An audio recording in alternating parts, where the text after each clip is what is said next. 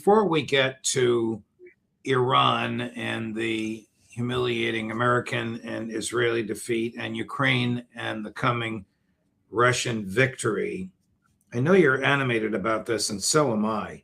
What is going on in Great Britain with the arrest of an American lawyer for free speech, protected if he had uttered those words in the U.S.? Yeah, Dan Kovalik, he's a very good friend of mine, and somebody who I hold in extremely high regard. His politics are his politics. I mean, there's nothing illegal about, for instance, saying that what Israel is doing in Gaza is genocide. I support that conclusion. There are many people who don't, but that's what free speech is all about. He's also somebody who has openly condemned the United States and Great Britain in regards to their, war against Iran. Great Britain, played a supporting role in this. And as a result, because of statements he's made and posting he's put out on social media, the British police detained him at Liverpool Airport, John Lennon Airport, charging him with, I guess it's a 2000 terrorism, act that, under Schedule 7, which is a more recent addition to that makes, posting things critical of Israel, for instance, on social media illegal. Now, Great Britain is a sovereign state. Let there be no doubt about that. The British have every right to do what they choose to do. But there must be consequences for their actions. Great Britain postures itself as a special friend of the United States. We have, after all, a special relationship. Not anymore. If the British can't respect the core American value of free speech, and let's remember that, we draw, and, when we draw upon our, the foundations of the thinking behind our, democracy behind the Constitution, we draw upon the Magna Carta, and, that is the British. But the British don't respect this anymore. Great Britain has become something that is the antithesis of American values, and yet we treat them as friends. They detained an American citizen, an American lawyer, a human rights lawyer, a man who is an expert in international law, a man who's an expert in constitutional law, and they have detained him and treated him as a terrorist, as a criminal. If this had happened in Russia or China, the State Department would be screaming bloody murder and demanding his immediate release. And why we aren't screaming bloody murder right now and demanding Dan Kovalik's immediate release and an apology is beyond me. But it's time that we stop treating the British as our allies. They are not allied to America. They are the enemies of the United States. They stand for everything we don't. They stand for the suppression of free speech. They stand for a police state that stomps down any possibility of vocal opposition. And we should do to the British what we do to others in this case. We have the Magnitsky Act, which we passed, because we accused the Russians of murdering a lawyer in prison. Turns out it didn't. It's all a lie. But, we took action. We should have the Kovac Act against the British. Any member of parliament who voted for this legislation should be banned permanently from the United States. Any member of the British government that served in the government that allowed this to take place should be banned. Any police officer involved in the prosecution of Americans should be banned forever. This is how we should sanction the British economically. We should make them pay a harsh price for suppressing the values of an American citizen that we should all cherish. Let me get this straight. This lawyer made these comments in the United States, and for that was punished upon his arrival in Great Britain. Correct. Would they allow you or me or almost anybody on this show to pass security or customs at a British airport, or would they detain us? It's 100% certain that if I went to Great Britain, I would be detained. I've been warned as such, and therefore I'm not. But I view Great Britain as a hostile state. Why would I travel to a hostile state? Great Britain is not a destination any American should go to. We should shut down every American airline route to Great Britain. We should treat them as, the worst threat to America. This is it. Ladies and gentlemen, if you're an American citizen and you've posted anything on social media that could fall afoul of British sensibilities, you will be detained. And it's a very unpleasant experience. So unpleasant that George Galloway, who was detained under similar circumstances, was compelled to leave Great Britain altogether. They, in effect, sexually assaulted his wife a lovely lady. And I mean, the British is a terrorist state. This is literally the actions of a terrorist state. They are not a democracy. They are the antithesis of democracy because they suppress free speech. Wow. Moving over to Russia. This morning, the Russian military, Russian time, shot down over 400 drones around the suburbs of Moscow and even affecting the Moscow International Airport, into which and out of which you and I have both flown. Do the Russians have any red lines about beyond which they're not going to let the Ukrainians go? But let's also point out that one of the drones that did slip through hit a residence in Moscow and killed a 6-month-old girl. And the attack was a deliberate attack. We can talk later about the technicalities of what the Ukrainian drones do when they are being jammed or when they go into defensive mode. But basically, they pick the nearest target and they dive into it, regardless of what that target is. And so basically, this drone was being suppressed. It went into defense mode and dove down into the first building it saw, which happened to be a residence, and they murdered a 6-month-old girl. But this is what terrorists do. Are there any red lines? Well, we're going to find out. Let me paint this as clear as possible. Please. Vladimir Putin is a man who understands the totality of the reality of Russia. So for people out there, including myself on occasion, who get impatient because red lines have been crossed. I was at St. Petersburg International Economic Forum when 130 nations signed $84 billion worth of contractual investment guarantees to the Russian economy. $84 billion. This is what keeps Russia going. This is what keeps Russia, growing. And Vladimir Putin made it clear in his opening remarks that he's not going to let this war define Russia. That Russia is bigger than this conflict.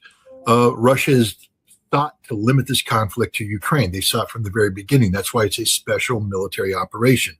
The West has taken advantage of this over and over and over again, crossing red line after red line after red line. But every time they cross the red line, you have to ask yourself, okay, if Russia retaliates, then what?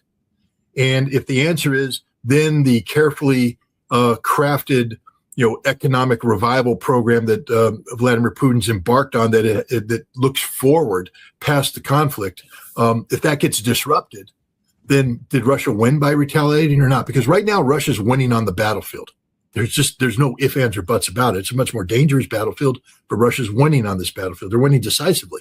They're already closing in on Slavyansk. Kramatorsk has drones operating in it. Krasnoyarsk is going to fall any day now. The Ukrainians have run out of troops. It's just free fall.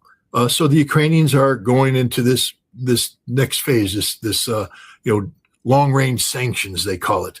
But if they're long-range sanctions, if all they succeed in doing is minimal damage and embarrassment to Russia, because that's what they're seeking to do, humiliate Vladimir Putin into taking a precipitous action that would change the overall calculus.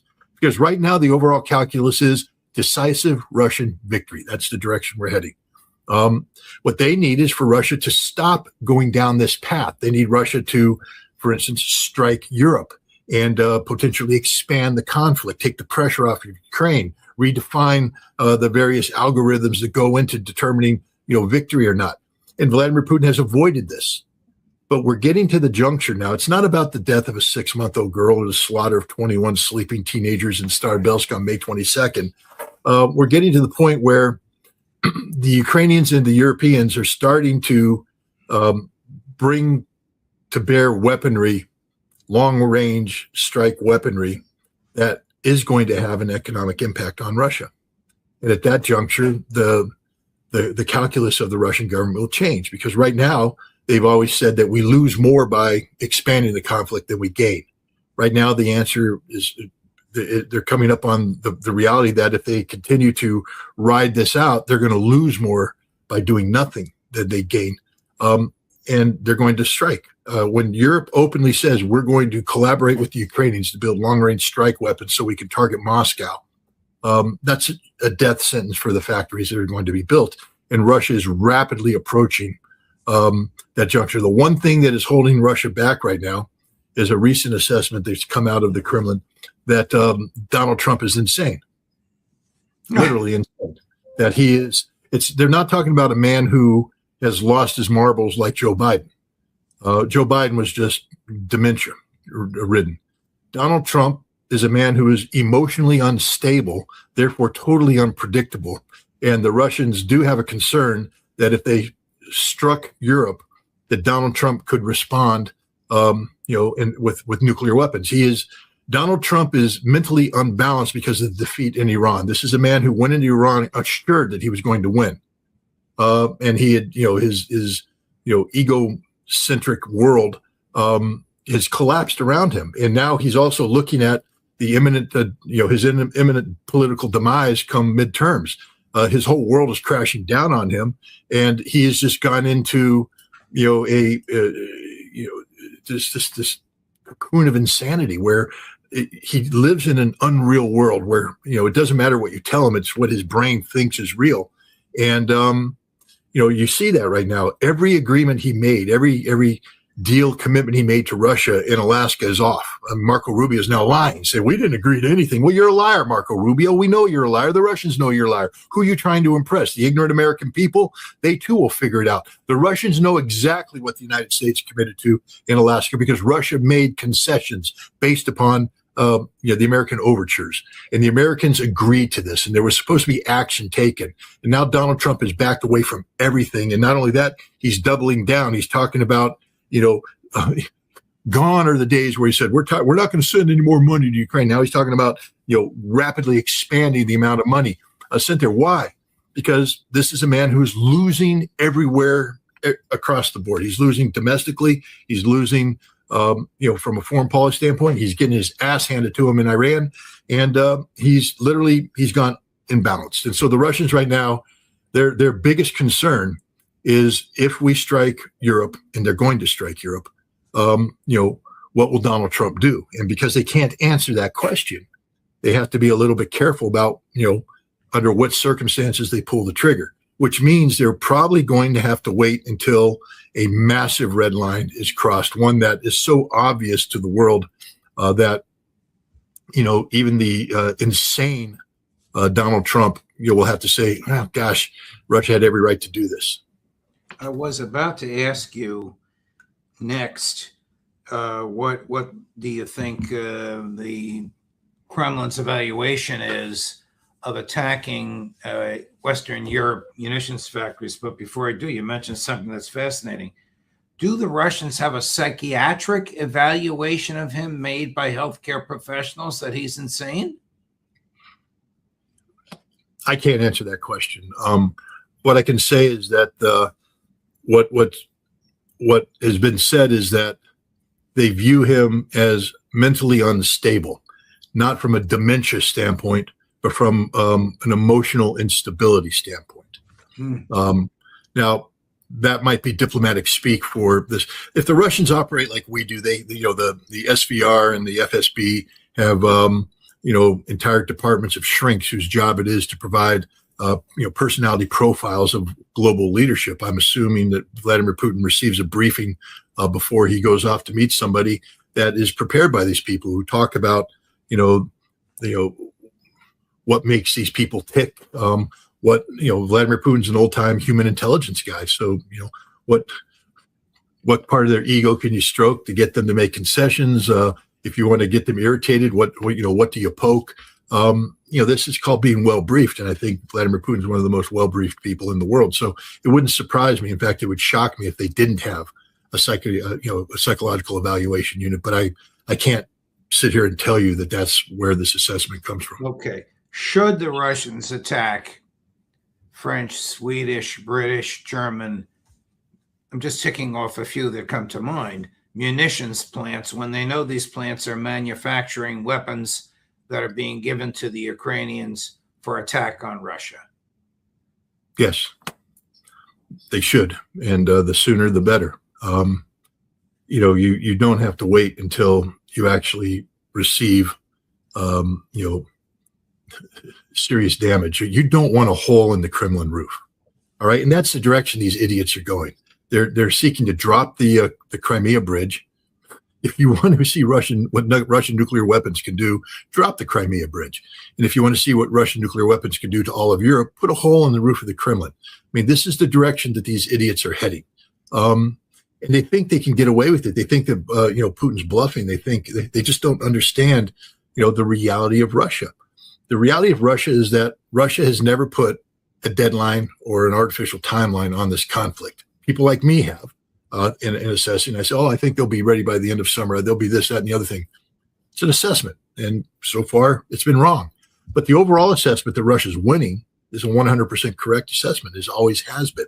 Russia cannot lose this war. They're incapable of losing this war. Russia has managed this conflict to the point where they get maximum benefit from the resources available without throwing off track their economy. They're in the middle. And again, people need to understand this. Russia's in the middle of making a transformation, a transitioning from a West-centric economy where they encourage Western companies from investing to a total divorce of the West, a pivoting to the East, and re-engagement with the East. This is a major, massive economic transformation taking place. So the economy is running almost every major decision being made in Russia today. It's the economy, stupid. Americans should understand that. That was James Carville's advice to Bill Clinton back in 1992. And from the Russian perspective, Vladimir Putin, it's the economy. Stupid being all those people out there who pretend the economy doesn't matter. And the only thing that matters is blowing things up. Russia has never built this conflict around blowing things up. Russia has always viewed this as a war of attrition to wear down the Ukrainians and eventually wear down the Europeans. But they haven't sought to expand this war. But Europe has taken advantage of, Russia's, hands-off approach, But I just want to remind people, Keir Starmer in September of 2024 got on an airplane, flew to Washington, D.C. with a red briefcase in his hand. I think it was September 13th. He was supposed to meet with, in fact, he did meet with President Biden in the White House, where they were going to sign documents that allowed the British to turn over the Scalp missile and the Storm Shadow missile to the Ukrainians for long-range strikes into Russia's strategic depth. And Biden was going to sign off on ATACMS missile capabilities as well. This led to the Russians putting the United States on notice. I mean, I remember because the September 13th was the night that I was at the Russian embassy at a cultural event that Anatoly Antonov had been planning for some time now. We had been working for many years on how to counter Russophobia. And one of the things was to expose American people to the beauty of Russian culture. So he had worked to get a concert of Rachmaninoff's piano on there. And that was the night. But that was the night. He came out there, he was white-faced. And it turns out that right before he came out for this concert, he had to make some phone calls. And those phone calls were to former American government officials who had contacted him on behalf of the Biden administration, because the Biden administration had cut off all connectivity with the Russians, and asked, hey, we're hearing that Russia is talking about, striking in retaliation if this document is signed and this goes into action. And Anatoly Antonov's response was, at least from what I heard, not only will Russia strike, Russia will strike Washington, D.C., and you can read into that any way you want to. And because of that phone call, that message was relayed to the White House. Joe Biden didn't sign the documents because they understood that the Russians were talking about nuclear war. And yet today, the Trump. I also reached out at that time to RFK Jr. and he reached out to Donald Trump Jr. I wrote an article. I wrote a paper that they then massaged it, but in effect, it's 75% the article I wrote, and they published it in The Hill, which said that the Trump administration, if they get elected, will promise not to pursue policies that leads towards nuclear conflict. This is a well-known article. It was published at the time. And yet today they're backtracking everything. They have signed documents allowing these long-range strike weapons. We have forgotten what the consequences will be. The consequences will be nuclear war. People need to understand this. This is not a game. This is not a joke. This is as real as it gets. This is why I wrote a book called Highway to Hell. Read it while you can, ladies and gentlemen, because you may not get to the last chapter if this insanity goes on. Russia, I believe, has come to the point where the actions of the collective West are impacting Russian economic stability. And when that happens, Vladimir Putin can no longer take the soft route. He's going to have to take the hard route, and the hard route is going to be the preemptive striking of strategic industrial facilities throughout Europe, and letting Europe know that if there's a retaliation, the response will be nuclear and will be massively nuclear. The Russians don't do limited nuclear warfare. This isn't going to be a tarragon of, let's take out Poznan and pray the Americans don't want to trade Boston. This will be Russia taking out, as Dmitry Medvedev, who sits on the National Security Council, has said, the totality of European civilization. This is where we're at, ladies and gentlemen. Welcome to this world. Wow. All right, let's get to Iran. Israel is beaten. The United States is beaten.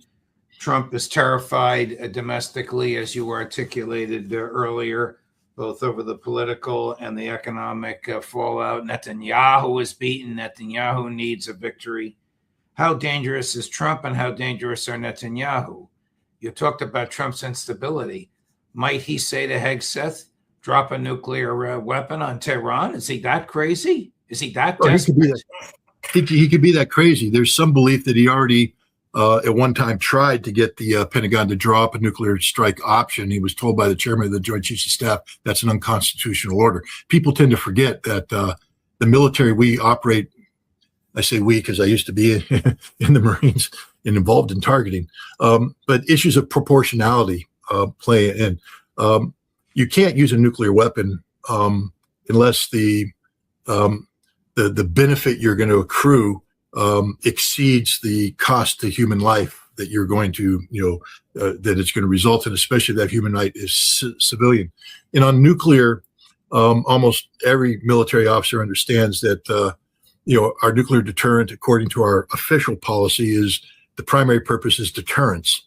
And we would only use it preemptively against a nuclear threat, a threat that manifests itself in a way that justifies this response. But to use nuclear weapons preemptively against a non-nuclear thing, or against in a scenario where there is no imminent threat to the national security of the United States, because right now there's zero threat to the national security of the United States coming out of Iran. They just embarrassed Donald Trump. And if you think embarrassing an American president represents an inherent threat to American public, well, Bill Clinton messing around with Monica Lewinsky was an embarrassment.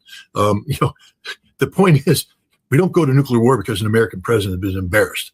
We go to nuclear war because there's an imminent threat to the existential survival of the United States, and no such threat exists. So the chairman of the Joint Chiefs of Staff would say no to that. The danger isn't what he's going to do in Iran, because we have no options left. We've literally, all his huffing and puffing and all this stuff, we have no weapons left. We have no capability. The Iranians have all the missiles in the world, and they would win this. And we know this. This is why we never escalate further. The danger comes in when he looks elsewhere. And this is where the danger of Ukraine comes in, because it appears now that Donald Trump, because of the embarrassment of Iran, is doubling down on stupid when it comes to Ukraine. And he's going to provoke a fight between NATO and Russia. We have a NATO summit coming up in Ankara, Turkey, early next month, where NATO is going to be pushing for, a massive commitment to the conflict in Ukraine. That will definitely push Russia into open warfare with NATO. And then the question is, what will Donald Trump do regarding Article 5? Will he come to the defense? And, when the Russians strike European strategic targets in a non-nuclear fashion, what happens if Europe mobilizes its nuclear resources and Russia preempts those with their own nuclear weapons? What will Donald Trump do? Will he yield, as Sergei Karaganov has suggested, not willing to trade Boston? No, we're dealing with an emotionally irrational man, an insane man, a literally insane man who may very well decide that he's going to take everything down. And here's where that movie, the Christopher Walken movie, I can't remember the title of it, where, the father of the guy who played in Platoon, the West Wing guy, he played a president, and Christopher Walken could touch him and see the future. And he saw where this man decided to blow up the world. That's the president we have right now, a man who is watching his entire empire crumble around him, watching the legacy, everything he stood for. And I guess he's going to decide that if the Trump family legacy isn't going to survive, then the world shouldn't survive. That's where we're at right now. This is the level of insanity that exists in Washington, D.C. How comparably desperate and unrestrained by protocol is Prime Minister Netanyahu? He needs a war or a victory to stay in office, and he needs to stay in office to stay out of jail. No, he's different. The prime minister cannot make a unilateral decision. That's truth. He needs a war cabinet, and the war cabinet has to vote on it. And if the war cabinet doesn't vote on it, it doesn't happen. And right now, you're watching Israel implode. Any decision by Netanyahu to irresponsibly escalate will cause, I think, a coup in Israel. That's where we're at. I need to remind people who are going, what are you talking about, Ritter, a coup? In September of 2023, before the October 7th attack by Hamas, the president of Israel was publicly warning about the danger of a civil war in Israel. He said, we are on the verge of a civil war, not civil unrest, a civil war. Well, ladies and gentlemen, it's only gotten worse. Israel is a fundamentally divided society that's looking at their existential survival here. Benjamin Netanyahu's policies have put Israel in a place where their economy is just a basket case. There's no hope for renewed international investment. The concept of the Abrams Accord and the India, Middle East, European Economic Corridor, these are all things of the past. Israel is a much maligned state, a pariah state that